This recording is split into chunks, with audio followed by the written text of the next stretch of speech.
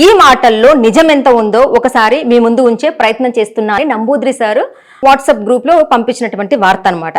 So ఏం పెడుతున్నారో ఏంటో చూద్దాం మనం కూడా. మీ పాలనకు ప్రెస్ క్లబ్ సభ్యులు ఇచ్చిన కాల పరిమితి 2 ఏళ్లు.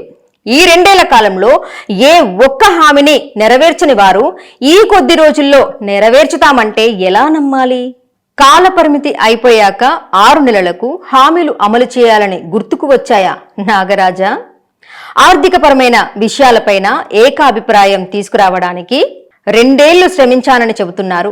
దాన్ని అమలు చేయడానికి మరెన్నేళ్లు పడుతుందో చెప్పలేదేంటి రాజా? ఎన్నికలప్పుడు ఇచ్చిన అన్ని హామీలు నెరవేరుస్తామని అని చెబుతూ ఇప్పుడు సభ్యులకు చెవిలో క్యాలీఫ్లవర్ పెడుతున్నారా? మీరు ఇప్పటికే అదనంగా 6 నెలలుగా పాలన కొనసాగిస్తుంటే 2 ఏళ్లలో సభ్యులకు ఉపయోగపడే ఏ ఒక్క మంచి పని చెయ్యని మీకు ఇప్పుడు హామీలు గుర్తుకు వచ్చాయా? దేనికోసం ఈ డొంక తిరుగుడు ఆలోచన మిత్రమా అని చెప్పేసి నంబూద్రి సార్ రాశారు. తర్వాత జర్నలిస్టులకు వారి కుటుంబ సభ్యులకు మీరు ఇచ్చిన హామీ 10 లక్షల హెల్త్ ఇన్సూరెన్స్ తో పాటు 25 లక్షల ప్రమాద బీమా ఉచితంగా చేపిస్తామన్నారు. ఏమైంది? దీని అమలుకు కుక్క బరిబాత ఎదురొచ్చిందా నాగరాజా? ఇన్సూరెన్స్ కు అదనంగా సహజ మరణం వర్తించేలా మరో ప్రత్యేక పాలసీని కూడా చేసేందుకు సంకల్పిస్తాం.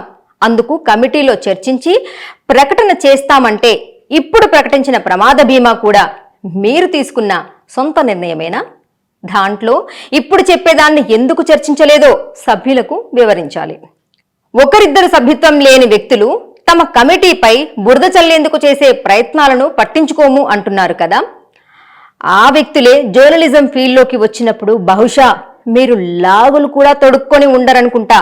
దాన్ని మరిచిపోయి మాట్లాడితే ఎలా రాజా? పైగా హద్దు దాటి ప్రవర్తిస్తే కర్రు కాల్చి వాత పెట్టేందుకు అందరూ కలిసి రావాలంటున్నారు. మోసపూరిత వాగ్దానాలు, ప్రెస్ క్లబ్ పేరు చెప్పుకొని వసూళ్లకు పాల్పడినందుకు మీకు ఏ రకంగా వాతలు పెట్టాలి మిత్రమా? ఏంటో నీ అతి నమ్మకం కొద్ది రోజుల్లో తెలుస్తుంది. బ్రతుకు అంతవరకు వెయిట్ చేద్దాం.